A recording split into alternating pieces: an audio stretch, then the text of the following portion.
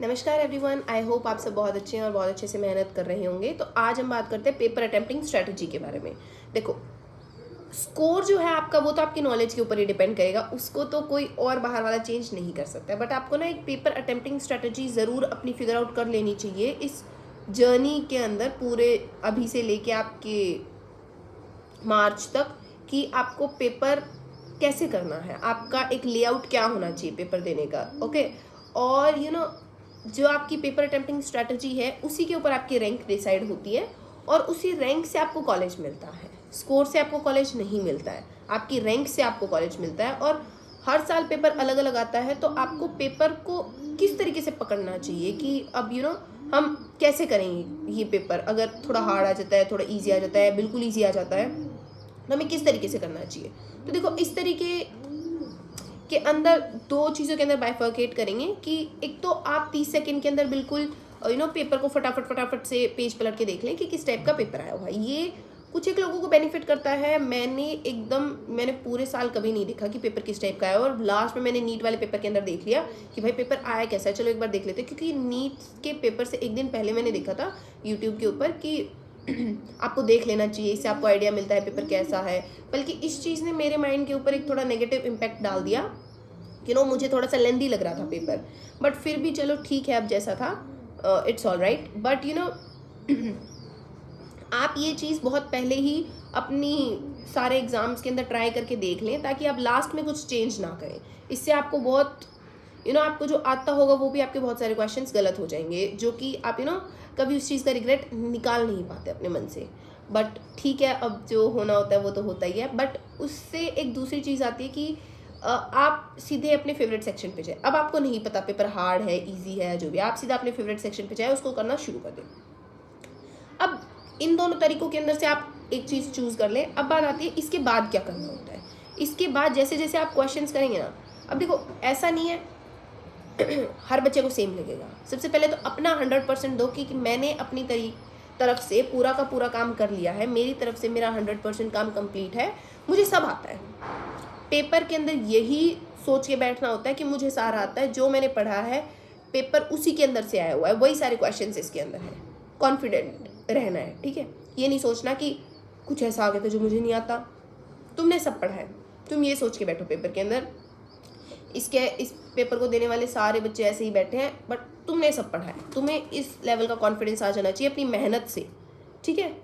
उसके बाद अब आपको क्या करना है, अगर आप क्वेश्चंस कर रहे हैं और आपको बहुत इजी लग रहे हैं, तो ये मत सोचो कि तुमने बहुत अच्छी तैयारी की है इसलिए तुम्हें इजी लग रहा है। तुम ये सोचो कि हर एक बच्चे को इजी लग रहे हैं, अब सिर्फ तुम अकेले ऐसे बच्चे नहीं हो। और जब पेपर इजी आता है ना, हर एक बच्चा एक्साइटेड हो जाता है कि पेपर इजी है, आज तो मेरे पूरे नंबर आ जाएंगे। यही चीज़ तुम्हें पकड़नी है कि अगर पेपर इजी आया है तो तुम्हें क्या करना है, बहुत सोच समझ के हर एक क्वेश्चन को करते जाना है। और एक्साइटमेंट के अंदर सिली मिस्टेक सबसे ज़्यादा होती है। जितना इजी पेपर उतनी ज़्यादा सिली मिस्टेक्स। अब तुम्हें ये चीज़ समझ आ जानी चाहिए कि अगर पेपर इजी आया है तो आपको बहुत सतर्क रहना पड़ेगा हर एक क्वेश्चन के ऊपर। कहीं आप कहीं आप एक्साइटमेंट के अंदर ऐसे क्वेश्चंस भी गलत ना कर दें जो तो कोई भी गलत नहीं करके आएगा, ठीक है। अगर इजी पेपर आ रहा है तो अपने दिमाग के अंदर ये डाल लें कि ये हर एक के लिए इजी है, सिर्फ तुम्हारे लिए इजी नहीं है। तुम कोई ऐसा नहीं है जो तुम 24 घंटे पढ़े हो, ठीक है। अब तुम्हें ये नहीं सोचना कि तुम सुपरस्टार हो इस पेपर के, नहीं हो तुम। अब तुम्हें नहीं सोचना ये सिर्फ पेपर खोलने से पहले तक सोचना होता है कि हमें सब आता है, हमें सब आता है। पेपर करने बैठ रहे हो तो तुम्हें ये सोच लेना है जैसा मैं हूँ वैसे ही सब है, ठीक है। अब अगर पेपर इजी आ रहा है तो सबके लिए इजी है, तुम्हारे अकेले के लिए तो इजी है नहीं। तो तुम्हें हर एक सिली मिस्टेक को रोकना होगा और तुम्हें पेपर ज़रूर से ज़रूर रिवाइज करना होगा, क्योंकि तुम्हारी सिली मिस्टेक्स होनी ही है, ठीक है। अगर पेपर इजी आता है तो तुम्हें इस तरीके से करना चाहिए। अगर तुम्हें इजी लग रहा है तो तुम्हें बहुत ध्यान से एक एक कदम बहुत फूक फूक के रखना पड़ेगा, क्योंकि इसके अंदर आप सोच रहे होगे कि मैंने सारे करेक्ट कर दिए हैं, बट आप फिर जैसे ही आंसर की से मैच करोगे तब आपको लगेगा अरे ये कैसे गलत हो गया, अरे शिट मैंने तो ये गलती कर दी। अब देखो, जो गलती हो चुकी होती है ना, वो कोई सिली नहीं होती, वो सारे ब्लंडर ही होते हैं। जो गलती हो चुकी वो सारे ब्लंडर हैं, कोई सिली नहीं है। क्योंकि OMR के अंदर वो छप के जा चुका है और वही तुम्हारा रिजल्ट बन के आएगा। कोई नहीं पूछेगा ये तुम्हारी सिली मिस्टेक थी या फिर तुम्हें आता ही नहीं था, वो यही समझेंगे कि तुम्हें नहीं आता था, उसके बाद बात आती है मॉडरेट। अब अगर मॉडरेट पेपर तुम्हें लग रहा है तो सबको ही मॉडरेट लग रहा होगा। अब अगर पेपर मॉडरेट लग रहा है तो तुम्हें क्या करना है, जो थोड़े से भी तुम्हें डिफिकल्ट क्वेश्चन लग रहे हैं ना उन्हें स्किप करते जाओ, क्योंकि मॉडरेट पेपर के अंदर क्या होता है, अगर किसी बच्चे के सेट के अंदर पहले थोड़े से ईजी आ गए तो उसे क्या लगेगा, सारे क्वेश्चन ही ईजी हैं, ठीक है, ये तुझे डिफिकल्ट लग रहा है वैसे सारे ईजी है, तो वो क्या करेगा, जो क्वेश्चन थोड़ा सा डिफिकल्ट होगा उसके अंदर अपना टाइम वेस्ट करेगा, और तुम्हें वहीं से अपना टाइम निकालना है कि जो भी तुम्हें थोड़ा सा डिफिकल्ट लगे, 2-3 ईजी के बाद एक डिफिकल्ट लगे, उसको या तो थोड़ा आराम से, थोड़ा अभी भागते भागते तुम ईजी क्वेश्चन करे थे, अब थोड़ा सा रुक के जो टाइम तुमने वहाँ बचाया है उसे यहाँ इनपुट करना है, कि उस टाइम को तुम्हें यहाँ देना पड़ेगा कि अब इसको मुझे सॉल्व करना ही होगा, ठीक है, क्योंकि इजी क्वेश्चंस तो हर कोई कर ही रहा होगा। अब तुम्हें उस मॉडरेट वाले के अंदर या तो तुम ये करो कि उसको स्किप करके आगे बढ़ जाओ, या फिर तुम ये कर सकते हो कि जो तुमने इजी क्वेश्चंस के अंदर टाइम बचाया है वो उसके अंदर डाल दो। 4-5 इजी क्वेश्चन होंगे, फिर एक डिफिकल्ट होगा, तो जो इजी में से बचाया है वो उसको डिवोट कर दो उस क्वेश्चन को, कि अब हम इस क्वेश्चन के ऊपर थोड़ा सा एक्स्ट्रा टाइम दे देंगे, ये काम हो गया।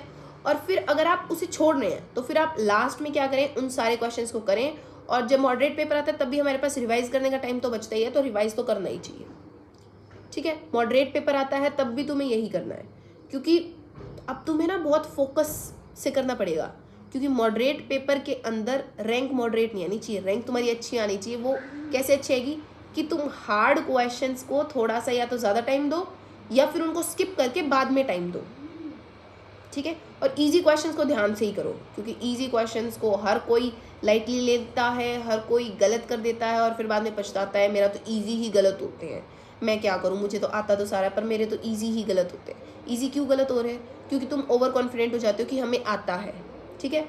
अब अगर आता है पेपर डिफिकल्ट, अगर तुम्हें डिफिकल्ट लग रहा है, हर बच्चे के लिए डिफिकल्ट है, डोंट वरी। अगर तुम्हें लग रहा है इतना बड़ा क्वेश्चन ये तो हमने कभी नहीं दिया, ऐसे क्वेश्चन तो हमारे कोचिंग में कभी नहीं करवाया, कोचिंग वाले तो बिल्कुल छोटे छोटे क्वेश्चन, कोचिंग वालों ने तो करवा दिया जो करवाना था, ठीक है। अब तुम्हारे ऊपर डिपेंड करता है कि अब तुम क्या करना चाह रहे हो, तुम्हें क्या करना है। पेपर हार्ड आए, सारे सेक्शन कभी हार्ड नहीं आते, दो मतलब एक मॉडरेट होगा, एक थोड़ा सा इजी होगा कंपैरेटिवली उन दोनों के, तो फटाफट से जो जो क्वेश्चन होते जा रहे हैं उन्हें करते जाओ। ये मत सोचो कि मैं ये भी करूँगा, मैं ये भी करूँगा, मेरा तो पूरा पेपर ही अटेम्प्ट नहीं हो रहा, सारे क्वेश्चन से जाना पड़ेगा तुम्हें। अब देखो, और हार्ड पेपर जब भी आता है ना तो हर कोई डर जाता है, हर कोई रोने की सूरत में हो जाता है कि हार्ड पेपर है अब नहीं होगा, हम तो फिर से आधे बच्चे तो वहीं प्लानिंग करने लग जाते हैं कहाँ पे एडमिशन लेंगे दोबारा। नहीं, यहीं पे तुम्हारा सेल्फ कॉन्फिडेंस काम आएगा, यहीं पे तुम्हारी माइंड की कामनेस काम आएगी कि तुमने किया क्या है पिछले 1 साल, क्या तुमने अपने मन को शांत रखना सीखा है, कि अगर कोई बहुत डिफिकल्ट सी सिचुएशन आ जाए तो आप कैसे करेंगे। सॉरी। अब ये टाइम है रैंकर बनने का, हर कहीं डर का माहौल है क्योंकि पेपर डिफिकल्ट है। अब तुम्हें कॉन्फिडेंस लेकर आना पड़ेगा अपने अंदर कि आपको करना पड़ेगा ये पेपर, क्योंकि बहुत सारे बच्चे इसी चीज़ के अंदर टाइम वेस्ट कर देंगे कि पेपर हार्ड है।